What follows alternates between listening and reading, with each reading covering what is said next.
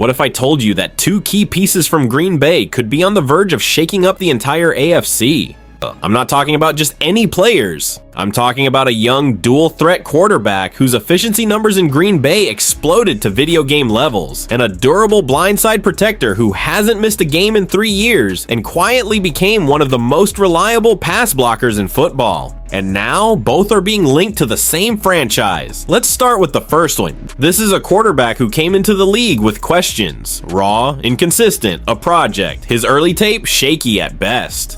But something changed in Green Bay. In limited action backing up the starter, he posted a jaw-dropping 78, 7% completion rate, 134, 6 passer rating, and an absurd 10, 4 adjusted net yards per attempt. Those aren't just solid backup numbers, those are elite efficiency metrics, even in a small sample size. Now, analysts are projecting him to command around $35 million per year in free agency. And one AFC contender, a team that's been stuck in offensive mediocrity for years, is reportedly being called the perfect landing spot. The argument? They need explosiveness, they need mobility, they need a difference maker. And this young QB, still somewhat of a mystery with untapped upside, might be exactly that, but that's not all. There's also the other piece, a 25-year-old left tackle who has started for 3 straight seasons in Green Bay. Since 2023, he's allowed just 14 sacks across 1,801 pass blocking snaps. His pass blocking grades have consistently hovered at or above the 69-0 mark and on quick game concepts.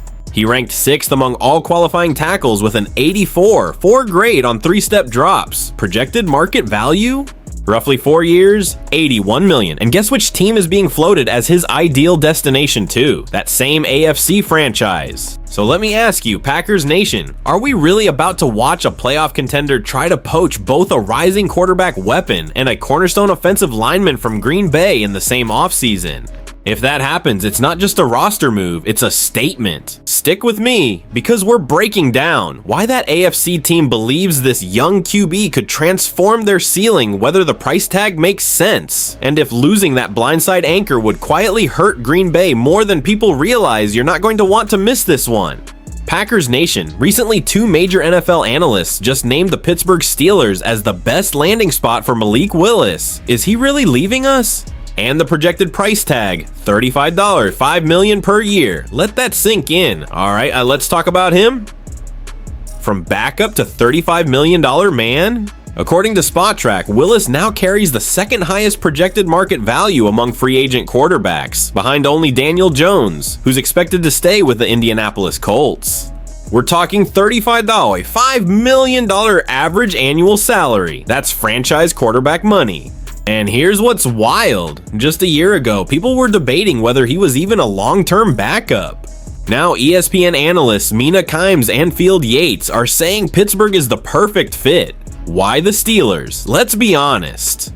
The Steelers have been offensively stuck in neutral for years. They've been competitive, they've made the playoffs, but at quarterback, no difference maker. Even when they had Aaron Rodgers last season, they were solid, but not scary, not elite, not championship level. Field Yates made a great point. When push came to shove in the playoffs, they had no shot against top-tier teams like Houston. That's where Willis becomes interesting, because he's younger, he's explosive, he's still ascending. The development story in Green Bay, let's rewind. Willis was drafted in the 3rd round by the Tennessee Titans in 2022. His early numbers there, 53% completion rate, 49, 4 passer rating, 170 adjusted net yards per attempt. That's rough. Then he comes to Green Bay, and what happens? Development. In 2 seasons backing up Jordan Love, Willis completely transformed his game. With the Packers, 78, 7% completion rate, 134. 6 passer rating, 10. 4 adjusted net yards per attempt. That's not just improvement. That's elite efficiency in limited action. The accuracy improved dramatically. The decision-making tightened up. The athleticism was always there. That's coaching, that's system, that's organizational stability, that's Green Bay. Is Pittsburgh really the best fit? Mina Kimes pointed out something interesting. The Steelers have a solid run game, young offensive lineman cap space playoff aspirations, plug in a legitimate dual threat quarterback like Willis? Suddenly their offense has juice. He can elevate the run game, extend plays, stress defenses horizontally and vertically. And if they add another receiver, that's dangerous. The risk factor. But here's the reality. Willis is still somewhat of an unknown.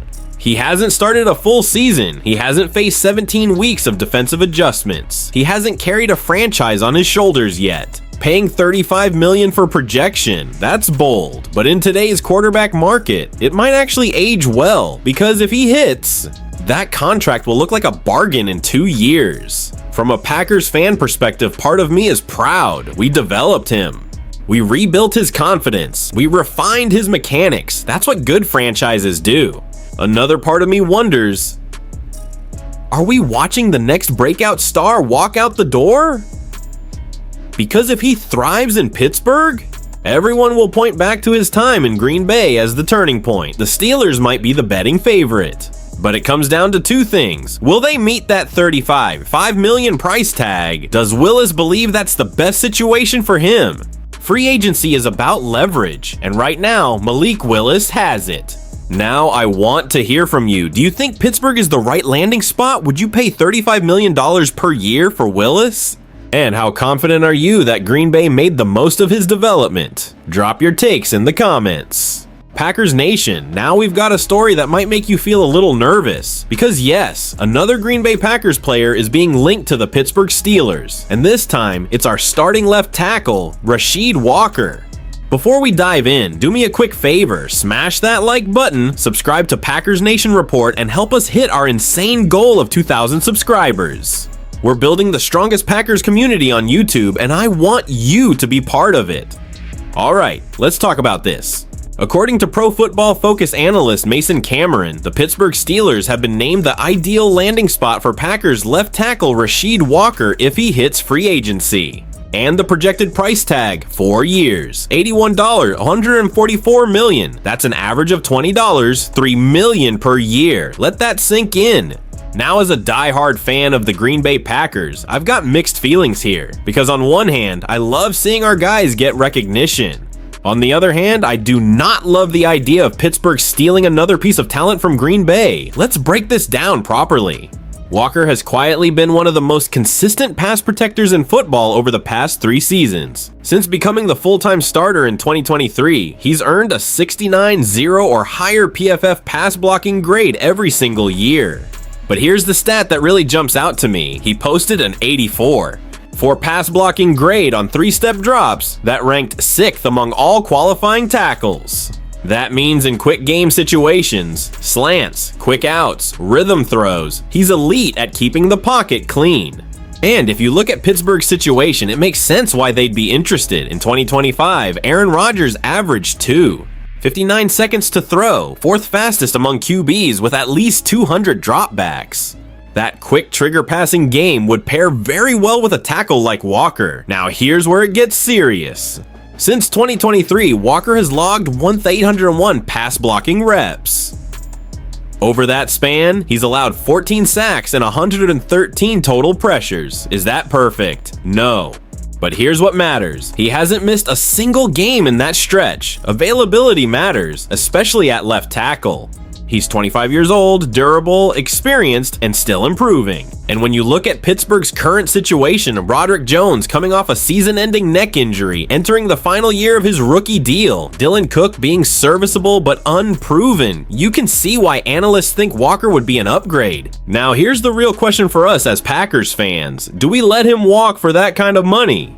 $20+ million per year for a left tackle is top-tier money. The tackle market has exploded in recent years, and if Pittsburgh, who reportedly has nearly $45 million in cap space, wants to make a splash, they absolutely have the flexibility to do it.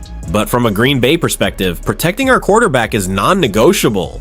You don't build sustained success without investing in the trenches. Walker isn't flashy, he's not viral, he's not the headline guy. He's just steady, reliable, battle-tested, and in this league, that's worth a lot. Now I want to hear from you. If the price really is 4 years, $81 million, do you re-sign Rasheed Walker? Or do you trust the front office to draft and develop the next guy? Drop your thoughts in the comments. I read every single one. If you enjoyed this breakdown and want more Packers news, analysis, and honest fan perspective, make sure you hit like, subscribe, and turn on notifications. Let's get to 2,000 subscribers together. This is Victor, and this is Packers Nation Report. Go Pack, go!